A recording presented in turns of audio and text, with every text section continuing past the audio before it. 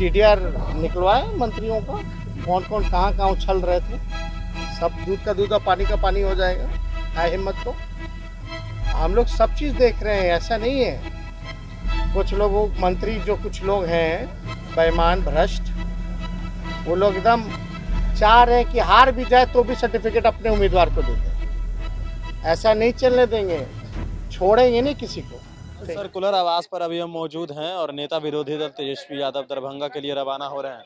ये तस्वीर जो आप देख रहे हैं ये 10 सर्कुलर राबड़ी आवास की है, जहां से नेता प्रतिपक्ष तेजस्वी यादव साथ ही साथ आरजेडी के वरिष्ठ नेता अब्दुल बारी सिद्दीकी भी मौजूद हैं और दरभंगा के लिए रवाना हो रहे हैं। ये तस्वीर आप देखिए किस तरीके से तेजस्वी यादव हैं और अब्दुल बारी सिद्दीकी तमाम जो आरजेडी के वरिष्ठ नेता हैं वो गए हैं तारापुर के साइड मुंगेर, और ये दरभंगा की ओर जा रहे हैं। तेजस्वी यादव की ये गाड़ी यहाँ से निकल रही है। साफ तौर पर ये तस्वीर आप जो देख रहे हैं ये कुशेश्वर स्थान में जो चुनाव हुआ है और उसी को लेकर नेता प्रतिपक्ष तेजस्वी यादव मतगणना है और दरभंगा जा रहे हैं।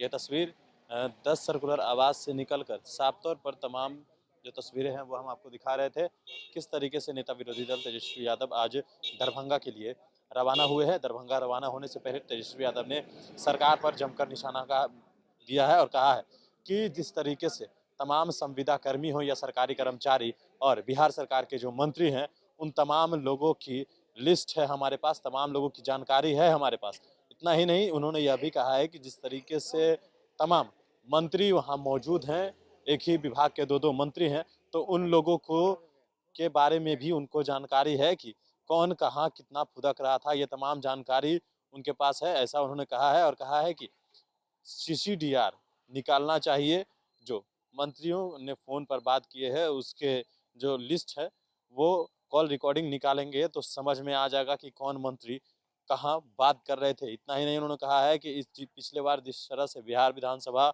2020 जो चुनाव हुआ था और उस वक्त धांधली हुई थी, तो इस बार किसी प्रकार की कोई गड़बड़ी नहीं होगी। सेंट्रल हॉल और कई तरह की बातें तेजस्वी यादव ने कही है जाने से पहले। वो बयान को सुनिए कि किस तरीके से वहाँ सेंट्रल हॉल और सेंट्रल टेबल की बात कर रहे थे तेजस्वी यादव। वहाँ स्पष्ट रूप से तमाम लोगों को समझने में दिक्कत हो रही है, इसलिए तेजस्वी यादव खुद रवाना हुए दरभंगा के लिए। छोड़े जाते हैं उनके पूरे बयान के साथ। जब न्यायालय का फैसला है तो सब लोगों को पालन करना चाहिए और न्यायालय के फैसले का हम सब लोगों को सम्मान देते हैं।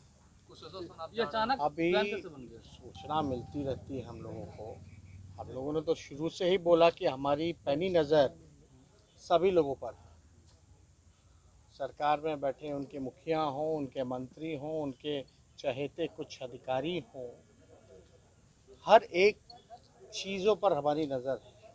क्या तिगरम बाजी करेंगे। आप लोग सब लोग जानते हैं कि अगर देश में पूछा जाए पिछले चुनाव बिहार विधानसभा का आम चुनाव जो हुआ, किसी से पूछिए तो सब लोग बोलते हैं बड़ी धांधली की है। और जिसको लेकर के हमारे 12 ऐसे प्रत्याशी महागठबंधन के कोर्ट का दरवाज़ा तक गए एविडेंस के साथ। और हम सब लोग जानते हैं कि किस स्तर पर आकर के नीतीश कुमार जी ने राजनीति की है। चुनाव जीतने के लिए हर एक धन बल बेईमानी छल कपट सब प्रयास किया। और हम लोगों की शिकायत पे कई तबादले भी, कई वीडियो भी हम लोगों ने जो है जारी किए। साफ जाहिर होता है इससे कि किसके प्रेशर में आकर के कौन लोग क्या कर रहे हैं। अब हम लोगों को सूचना मिल रही है कि भाई एक विभाग के 2 मंत्री बिहार में हैं, एक को मुंगेर ड्यूटी है, एक अनऑफिशियल है, एक ऑफिशियल मंत्री है, एक दरभंगा में बैठे हैं, एक मुंगेर में बैठे हैं। तो इनका प्रयास है कि किसी भी प्रकार से हारने के बावजूद भी इनको सर्टिफिकेट जो है थमा दिया जाए। तरीके से और नहीं चाहिए मंत्री को। आश्चर्य की बात है कि सरकारी कर्मचारी तो डरे रहते हैं, उनको खतरा रहता है उनके नौकरी को। इस बार जो है संविदा कर्मी की ड्यूटी लगाई गई, यानी जो कॉन्ट्रैक्ट पे जो लोग हैं उनकी चुनाव में गिनती रखी। हालांकि हमारे पास एक एक लोगों का नाम और लिस्ट है कि किसको कहाँ ड्यूटी मिली है, चाहे वो सरकारी कर्मचारी हो या संविदा कर्मचारी हो। सब लोगों का हमारे पास पुख्ता जानकारी है कि किसको क्या ड्यूटी दी गई है। बांटे हैं, बंटवाए हैं।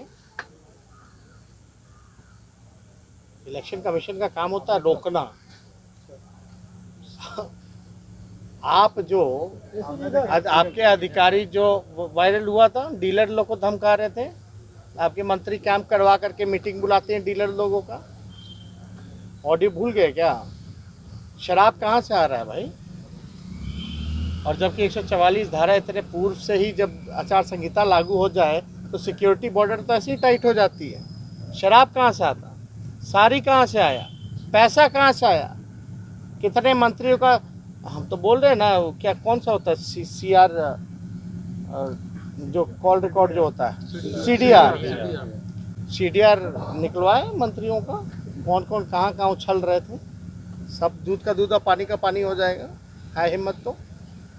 हम लोग सब चीज़ देख रहे हैं, ऐसा नहीं है। कुछ लोगों मंत्री जो कुछ लोग हैं बेईमान भ्रष्ट, वो लोग एकदम चाह रहे हैं कि हार भी जाए तो भी सर्टिफिकेट अपने उम्मीदवार को दे दें। ऐसा नहीं चलने देंगे, छोड़ेंगे नहीं किसी को। ठीक।